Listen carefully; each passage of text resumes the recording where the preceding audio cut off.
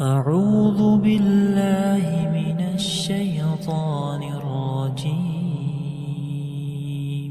بسم الله الرحمن الرحيم.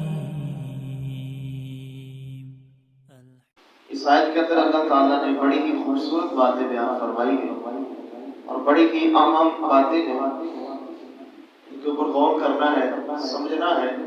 اللہ سے دعا ہے اللہ تعالیٰ کمال کو بیان کرنے کی توفیق عطا فرمائے۔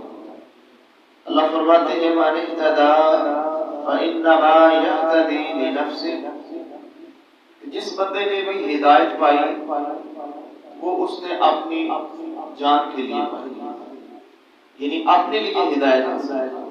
مطلب یہ ہے کہ اس کا ہدایت حاصل کرنا کسی دوسرے کے لیے فائدہ نہیں ہے، وہ کسی کے اوپر احسان نہیں کر رہا، بلکہ ہدایت پا کر وہ اپنے آپ پر احسان کر رہا ہے۔ یعنی ہدایت کا فائدہ صرف اس کو خود ہوگا، کسی دوسرے کو نہیں۔ یعنی اگر بندہ نماز پڑھتا ہے تو وہ کسی کے اوپر احسان نہیں کر رہا، روزہ رکھتا ہے تو کسی دوسرے کے اوپر کوئی احسان نہیں۔ کوئی بھی نیک عمل کر رہا ہے یا سیدھے راستے کے اوپر ہے تو اس کا احسان یعنی اس کا فائدہ اس کی اپنی ذات کے اوپر ہے، دوسرے کے اوپر کوئی احسان نہیں۔ عموماً ایسا ہوتا ہے میرے محترم بھائیوں، کچھ لوگ کچھ نیک اعمال کر کے وہ اپنے آپ کو ذرا بڑا خیال کرتے ہیں، دوسروں کی نظر میں اپنے آپ کو بڑا سمجھنے کی کوشش کرتے ہیں کہ ہم بڑے نیک ہیں۔ نہیں میرے محترم بھائیوں، وہ اپنی ذات کا فائدہ کر رہا ہے، کوئی بھی نیک عمل کر کے اس کو اسی کو فائدہ ہے۔ اور آگے اللہ فرماتے ہیں وَمَنْ ضَلَّ فَإِنَّمَا يَضِلُّ عَلَيْهَا، جو بندہ بھٹک گیا، گمراہ ہو گیا، گمراہی کا وبال بھی اسی کے اوپر ہے۔ یعنی جو سیدھے راستے سے ہٹ کر زندگی گزارتا ہے، غلط راستے اختیار کرتا ہے، تو اس کا نقصان کسی دوسرے کو نہیں ہے بلکہ اس کو خود ہے جو سیدھے راستے سے ہٹ چکا ہے۔ اور اگلی بات محترم بھائیو بڑی ہی زبردست بات ہے، سمجھنے والی ہے۔ اللہ فرماتے ہیں وَلَا تَزِرُ وَازِرَةٌ وِزْرَ أُخْرَىٰ، کہ کوئی بوجھ نہیں اٹھائے گا بوجھ اٹھانے والا کسی دوسرے کا، یعنی دوسرے کا بوجھ کوئی بندہ نہیں اٹھائے گا، جو جس نے کرنی ہے اسی نے بھرنی ہے، جو کرے گا وہی بھرے گا، دوسرا اس کے کام نہیں آئے گا۔ میرے محترم بھائیوں، دنیا کے اندر ایک بہت بڑا غلط عقیدہ پایا جاتا ہے صرف لا علمی اور جہالت کی وجہ سے۔ لوگ کہتے ہیں کہ فلاں کے ہاتھ کے اوپر بیعت کر لو، عمل کی ضرورت نہیں، وہ تمہارے کام آئے گا، تمہاری سفارش کریں گے اور تمہیں بخشوا لیں گے۔ بہت بڑی غلط بات ہے۔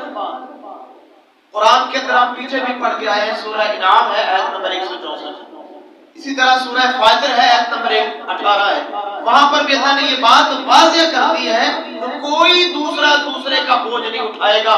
جو کرے گا، جو انسان گناہ کرے گا اس کو اپنے گناہوں کا خود بوجھ اٹھانا پڑے گا، دوسرا اس کا بوجھ نہیں اٹھائے گا۔ ہاں یہ ضرور بات ہے، جو کسی کو گمراہ کرتا ہے، کسی کی غلط رہنمائی کرتا ہے، اس غلط رہنمائی اور غلط راستے کی طرف رہنمائی کرنے کی وجہ سے دوسرے کے گناہ کے بوجھ کا ایک حصہ اس کے سر پہ ہوگا جو بندہ دوسروں کو گمراہ کرتا ہے۔ سورہ نحل ہے آیت نمبر 25، سورہ عنکبوت آیت نمبر 13 غالباً اللہ فرماتے ہیں کہ جو بندہ دوسروں کو بغیر علم کے گمراہ کرتا ہے اس گمراہی کا بوجھ اس کے سر کے اوپر ضرور آئے گا۔ یہ دراصل دوسروں کا بوجھ اٹھانا نہیں ہے بلکہ اس نے جو کمائی کی ہے، دوسرے کو گمراہ کیا ہے، اس گمراہی کی وجہ سے اس کا اپنا بوجھ ہے کہ وہ اٹھائے گا۔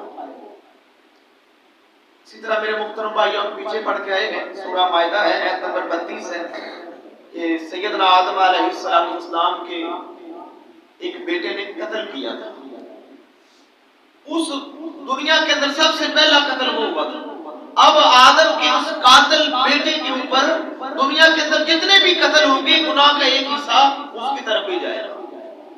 یعنی اس نے سب سے پہلے اس گناہ کو ایجاد کیا ہے، سب سے پہلے اس گناہ کو کیا ہے، تو سارے قاتلوں کے گناہوں میں سے ایک حصہ اس کو بھی ملے گا۔ یعنی جو غلط کام کرتا ہے، بدعت کو رواج دیتا ہے، شرک کو رواج دیتا ہے، قرآن و سنت کے خلاف بات نکالتا ہے، تو جتنے لوگ اس کے اوپر عمل کریں گے ان کے گناہوں کا وبال بھی، ان کے گناہوں کا ایک حصہ اس کے سر بھی ہوگا۔ اور آخری بات جناب محمد کریم علیہ السلام نے فرمایا، بڑی ہی عام بات ہے میرے محترم بھائیوں، سمجھنے والی ہے۔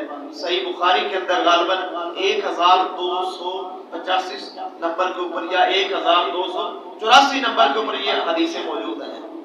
جناب محمد کریم علیہ السلام نے فرمایا کہ جو میت کے اوپر روتے ہیں، میت کے اوپر اس کے گھر والوں کے رونے کی وجہ سے میت کے اوپر عذاب ہوتا ہے۔ میت کو عذاب پہنچتا ہے، کب پہنچتا ہے؟ جب وہ رونے کی وصیت کر جائے، یا اس کو یہ پتا ہو کہ میرے گھر میں ایسا ماحول ہوتا ہے کہ کوئی مر جاتا ہے تو بیعت کرتے ہیں، واویلا کرتے ہیں، گریبان چاک کرتے ہیں، اس کو پتا ہو مگر اس نے منع نہ کیا ہو، اس وجہ سے میت کو عذاب پہنچتا ہے، کیونکہ اس کے اوپر لازم تھا کہ وہ اپنے گھر والوں کو اللہ کی نافرمانی سے بچاتا۔ تو میرے محترم بھائیو، یہ کہ وَلَا تَزِرُ وَازِرَةٌ وِزْرَ أُخْرَىٰ، کہ کوئی دوسرے کا بوجھ نہیں اٹھائے گا۔ ہاں اگر وہ غلط کام کی گائیڈ دے جاتا ہے، غلط کام کی رہنمائی کرتا ہے، یا اس کے گھر کے اندر غلط کام ہو رہا ہے، وہ روکتا نہیں ہے، اس کا وبال اس کے اوپر ہوگا۔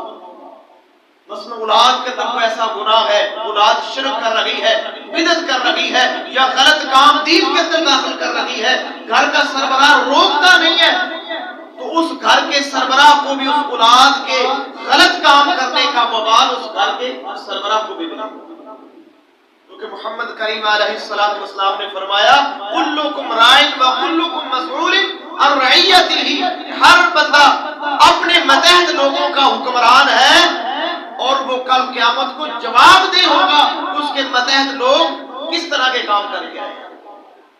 ہم کہتے ہیں کہ ہم تو نہیں یہ کام کرتے، ہماری اولادیں کرتی ہیں یا فلاں کرتا ہے۔ میرے محترم بھائیوں، جو میرا کرائیٹیریا ہے، جو میرا علاقہ ہے، جو میرے اندر ہے، وہ میں ذمہ دار ہوں کہ میں ان کی اصلاح کروں، زبان تک جتنا ممکن ہو سکے زبان سے روکوں، ہاتھ سے روکوں، جو میرے اختیار میں اس کو لازمی استعمال کروں، کیونکہ اس کے بارے میں اللہ نے پوچھا ہے۔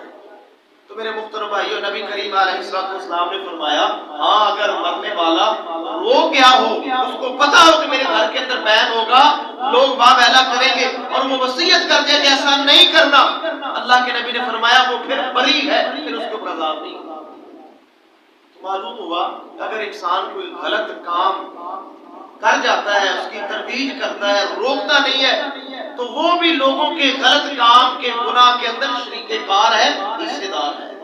اللہ سے دعا ہے اللہ ہمیں محفوظ فرمائے۔